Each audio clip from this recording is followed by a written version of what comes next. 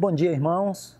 Essa é a nossa quarta EBD nesse período de quarentena. Eu sei que vocês estão ansiosos para virem à casa do Senhor. Está todo mundo aí no Salmo 122. Alegrei-me quando me disseram, vamos à casa do Senhor. Mas enquanto esse dia não chega, a gente vai aqui online. Então a você, irmão, amigo, que está nos ouvindo, muito bom dia. Que essa EBD seja restauradora e edificadora na sua vida. Deus te abençoe.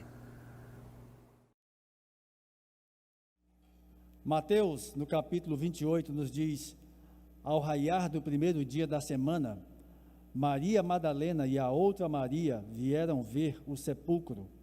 E eis que houve grande terremoto, pois o anjo do Senhor, descendo do céu e aproximando-se, removeu a pedra e sentou sobre ela. O seu aspecto era como do relâmpago e a sua roupa alva como a neve. Os guardas tremeram de medo dele e ficaram como mortos. Mas o anjo, dirigindo-se às mulheres, disse-lhes: não temais, sei que estáis procurando Jesus, o crucificado. Ele está aqui, pois ressuscitou. É por isso que nesse dia nós, todos juntos, celebramos aquele que venceu a morte e vive para sempre.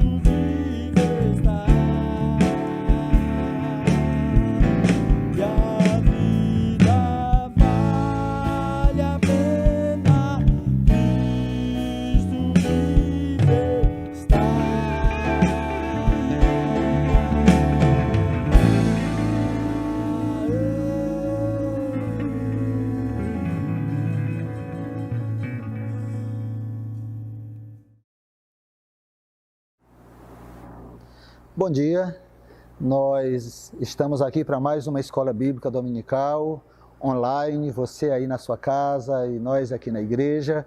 Nesses dias de confinamento, a gente continua servindo a Deus, a gente continua louvando e bendizendo ao Senhor. E hoje eu quero falar sobre um tema que é muito pensado nesses dias, que é falar sobre a cruz de Cristo. Eu quero pensar um pouquinho sobre alguns aspectos da cruz na minha vida, na sua vida. Em Lucas, no capítulo 24, Lucas no capítulo 23, o versículo 26, a partir dele diz assim: Enquanto o levavam, agarraram Simão de Cirene, que estava chegando do campo, e lhe colocaram a cruz às costas, fazendo-o carregá-la atrás de Jesus. A cena da crucificação. Jesus havia apanhado muito, um julgamento todo irregular. Jesus estava cansado de uma noite sem nenhum descanso. De repente, ele ainda tem que, como condenado, carregar a sua própria cruz. E é interessante que a cruz é símbolo de maldição. A palavra de Deus é clara: maldito aquele que for pendurado no madeiro. Então Jesus se torna maldito por mim e por você, porque ele recebe a nossa maldição para nos dar a bênção da sua salvação. E eu quero tratar de 3 aspectos interessantes da cruz em relação a 3 personagens bíblicos e que têm tudo a ver com a gente. Primeiro é o que a cruz significa para Judas. Judas, ele causou a cruz de Cristo. Ele traiu o Senhor vendendo e levando direto para a cruz. Então, para Judas, a cruz é a consequência de um pecado. É a consequência de uma vida que não se volta para Deus. Judas causa a cruz de Cristo. Andou com Jesus, esteve tão perto de Jesus, mas o que ele consegue fazer é causar a cruz de Cristo. O outro personagem é Barrabás. Barrabás escapou da cruz. Pilatos coloca Jesus e Barrabás e pergunta para a multidão: quem vocês querem que eu solte? Ora, Barrabás era um homem mau, era um homem que merecia a cruz, mas agora ele tem uma possibilidade de escapar da cruz. Ele está ao lado de Jesus e a multidão ensaiada grita: soltem Barrabás.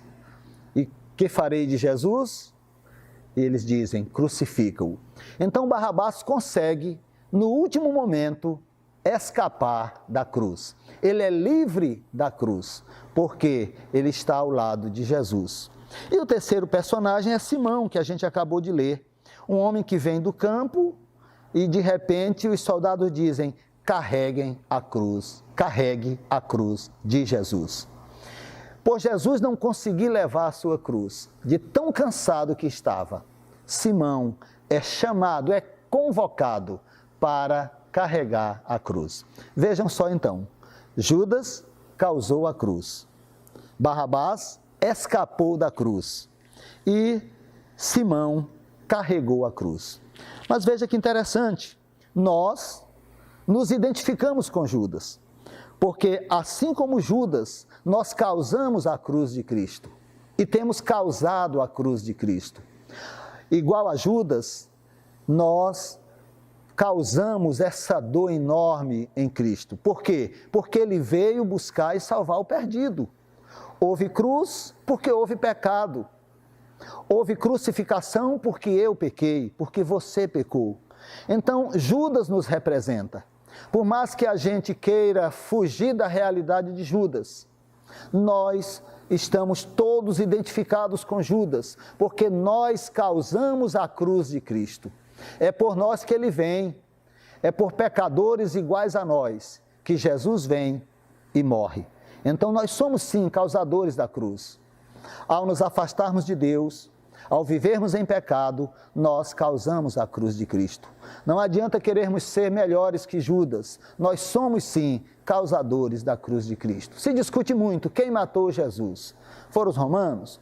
Ah não, foram os judeus? Ora, Jesus foi entregue pelo propósito eterno de Deus, por causa do nosso pecado, por causa de mim e por causa de você. Então nós nos identificamos com Judas, porque nós causamos a cruz de Cristo por causa do nosso pecado.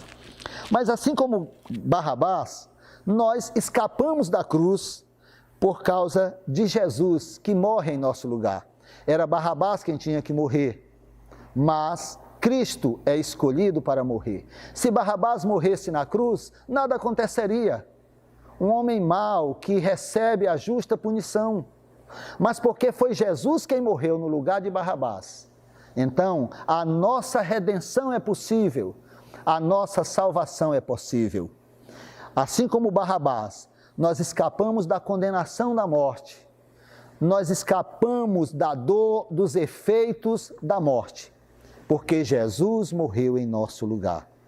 Assim como Barrabás, nós merecíamos morrer, mas Cristo morre a nossa morte. Assim como Barrabás, nós, na última hora, somos livres da cruz, porque Deus envia Jesus para morrer em nosso lugar. Jesus é o substituto. E é interessante que, num jogo de futebol, o substituto, reserva, ele sempre é inferior ao titular. Aqui é o contrário. Aqui nós somos os titulares da cruz. Mas quem nos substitui é bem melhor do que nós, é Cristo. Então Cristo morre em nosso lugar. E assim como Barrabás, nós fugimos, nos livramos da cruz. E assim como Simão, que é chamado pelos soldados para carregar a cruz de Jesus, nós somos chamados por Jesus para carregarmos a nossa própria cruz. Em Lucas 9, 23, Jesus diz: se vocês querem me seguir, neguem-se a si mesmos, dia a dia tomem a sua cruz e sigam-me. Então nós somos chamados, iguais a Simão, a carregarmos a nossa cruz, a vivermos uma vida de glorificação a Deus. E é bom lembrar que carregar a cruz, que Jesus diz aqui, não é viver um momento difícil como esse do coronavírus, não é enfrentar uma doença, não é enfrentar uma invalidez, não é perder alguém que amamos. A cruz não são os problemas, as vicissitudes da vida, não. A cruz é o projeto de Deus para a nossa vida. Às vezes esse projeto pode ser leve, às vezes pode ser doloroso, às vezes esse projeto pode ser a própria morte. Mas nós somos chamados a carregarmos a nossa cruz. Você quer me seguir? Você quer ser meu discípulo? Negue-se a si mesmo, dia a dia tome a sua cruz e siga-me. Então Judas causou a cruz de Jesus pelo seu pecado, pela sua ambição, pelo seu erro. Barrabás escapou da cruz, porque Jesus é escolhido para morrer em seu lugar. E Simão é chamado para carregar a cruz de Jesus. E nós, assim como Judas, causamos a morte de Cristo, porque ele veio buscar e salvar os perdidos, ele veio buscar e salvar cada um de nós. Assim como Barrabás, nós escapamos da cruz, porque Cristo vem morrer em nosso lugar. Ele é a oferta de propiciação pelos nossos pecados, ou seja, é aquela oferta para acalmar a ira de Deus, para nos tornar aceitáveis diante de Deus. E como Simão, nós somos convocados a carregarmos a nossa cruz. Mas vamos andar um pouquinho, porque a cruz é importante.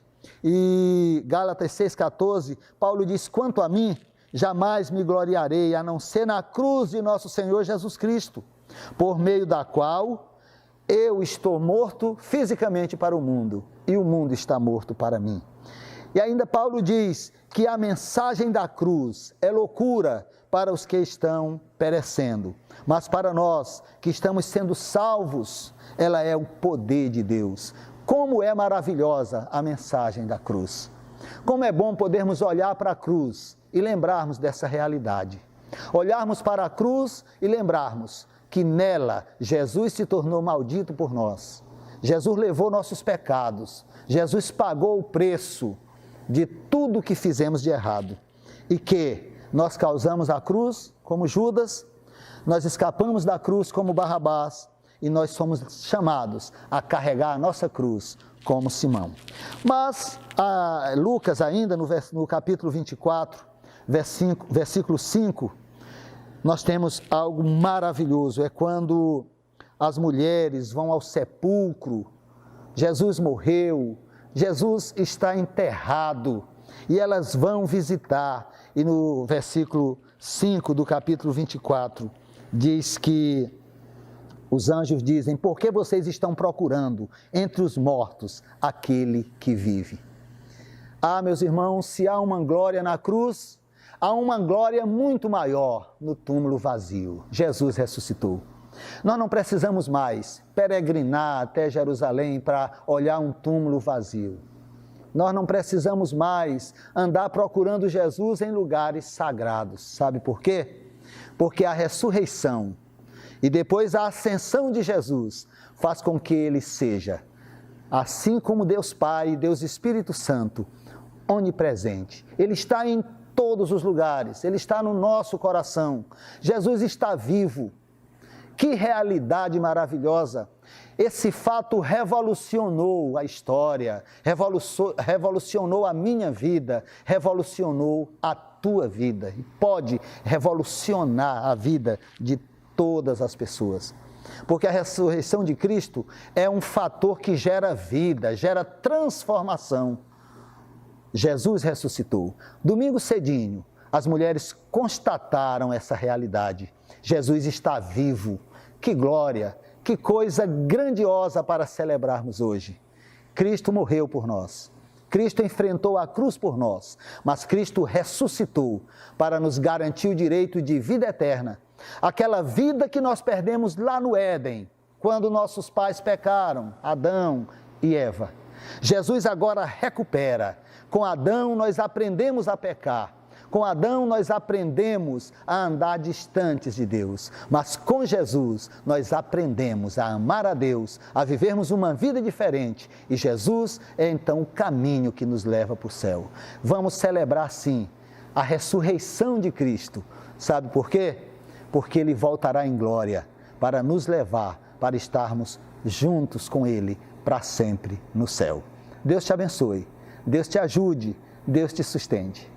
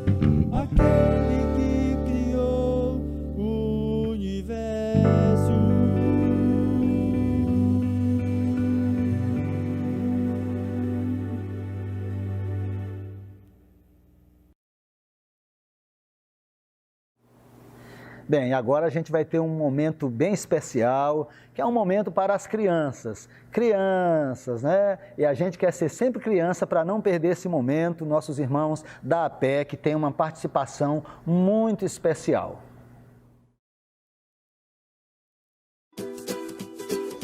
Olá, crianças! Então, eu estou aqui para contar para vocês uma história maravilhosa, a história da Páscoa. Mas eu queria que você pensasse o seguinte: quando você pensa na palavra Páscoa, o que vem na sua mente? Será que você pensa em chocolate, presentes, coelhinhos? Mas, infelizmente, é isso que muitas pessoas pensam. Pensam em ovo de chocolate, coelhinhos e outras coisas que não tem nada a ver com a Páscoa. Mas hoje eu quero mostrar para vocês qual é o sentido da verdadeira Páscoa. Como foi que tudo começou? Na verdade, crianças, a festa da Páscoa foi ordenada pelo nosso Deus e é uma festa dos judeus. Como foi que tudo começou? Bem, tudo começou quando o povo de Deus estava sendo escravo lá no Egito. Por mais de 400 anos, o povo de Deus estava sendo escravo lá no Egito do perverso faraó. Que coisa triste, crianças. Um escravo, ele não tem direito a nada. Imagine ser açoitado, trabalhando o dia inteiro naquele sol quente. Mas naqueles dias, o povo clamou ao Senhor. Quando diz que o povo clamou ao Senhor, o povo pediu ajuda de Deus. É o que diz aqui na palavra do Senhor, aqui no livro de Êxodo. Diz o seguinte: os filhos de Israel gemiam sob a servidão e por causa dela clamaram, e o seu clamor subiu a Deus. E viu Deus os filhos de Israel e atentou para a sua condição. Quando diz assim que Deus atentou para a condição do seu povo, quer dizer que Deus se importou com o que estava acontecendo com eles. Deus viu a sua aflição, sabe por quê? Porque Deus amava o seu povo. E crianças, Deus também te ama. Deus te ama tanto que está preparando um lindo lugar para você lá no céu. O céu é uma cidade toda de ouro. É um lugar maravilhoso. E esse Deus que está lá no céu, Ele te ama muito. A Bíblia diz aqui lá em Jeremias: com amor eterno eu te amei. Amor eterno quer dizer que é um amor que nunca vai acabar. Esse Deus tão grande, o Criador de todas as coisas, que te criou, criou a tia Darlene, criou o seu povo, Ele te ama muito. E esse Deus, Ele é santo, Ele é perfeito. E mesmo sendo tão santo, tão perfeito, Ele te ama e amava o seu povo também. Por isso que atentou para a sua condição. Sabe o que foi que Deus fez? Deus escolheu um homem chamado Moisés. E Deus disse: Moisés, você vai libertar o meu povo lá no Egito. Mas Moisés no início, ele não queria não. Ele disse: mas eu não sei falar, eu não sei como é que vai ser. Ó Senhor, mande outra pessoa. Mas o Senhor disse para ele: por acaso não fui eu que te criei, que fiz a tua boca, a tua língua? Então vai, eu vou mandar também Arão, o teu irmão. Então ele foi. Sabe, crianças, quando chegou lá no Egito, quando ele foi falar com aquele rei, o rei faraó perverso, ele não deu muita atenção não. Na verdade, ele não deu um pingo de atenção. Olha só o que diz a palavra de Deus. Olha só o que foi que ele disse. Respondeu o faraó: quem é o Senhor para que ele ouça eu a voz e deixe ir a Israel? Não conheço o Senhor, nem tampouco deixarei ir a Israel. Quem é esse Senhor? Olha só como ele estava falando com Deus, o Criador de todas as coisas. Realmente, ele era um rei muito perverso. Ele era pecador. Assim como você e eu somos pecadores, crianças. Eu e você já nascemos no pecado. Você sabe o que é pecado? Pecado é tudo aquilo que eu faço, que eu digo, que eu penso, que não agrada a Deus. Quando você mente, quando você diz palavras feias, vai batendo o pé, né? Contra os seus pais, isso é pecado. A Bíblia diz, porque o salário do pecado é a morte. O salário é a recompensa. Olha, o seu pecado, o meu pecado, é sempre contra o nosso Deus. Por isso precisa ser castigado. E o castigo do pecado é ficar longe de Deus para sempre. Que terrível é o pecado. Eu e você somos pecadores. Aquele rei também era pecador, perverso. Ele não deixou o povo ir. E sabe o que foi que Deus fez? Deus mandou 10 pragas. Pragas quer dizer maldições. E a primeira praga que Deus mandou foi sangue. Sangue nos rios. E tudo ali no Egito havia sangue. Depois Deus mandou rãs, piolhos. Deus mandou também moscas, peste nos animais. E Faraó não deixava o povo ir. Deus mandou úlceras, que é tumores no corpo. Deus mandou chuva de pedras, gafanhotos, trevas, escuridão. E Deus anunciou a 10ª praga. A 10ª praga, crianças, seria terrível. Seria a morte de todos os primogênitos. Ou seja, o filho mais velho teria que morrer. Até os animais também, os primogênitos dos animais iriam morrer. Seria uma noite dolorosa. Todos os filhos primogênitos e todos os animais do Egito morreriam. Mas sabe, em cada família ali de Israel, morreria apenas um cordeirinho. Em cada família, um cordeirinho. Então Deus deu as instruções para Moisés. Deus disse então que cada família deveria pegar um cordeiro sem defeito, macho de 1 ano, certo? E não podia ter a patinha quebrada, não podia ter nenhuma mancha, tinha que ser perfeito. E Deus disse, olha, cada família então vai matar o seu cordeirinho perfeito e vai pegar o sangue, colocar nos umbrais das portas. E naquela noite, quando o anjo passasse a casa que tivesse sangue, o filho primogênito não iria morrer. Então o povo obedeceu.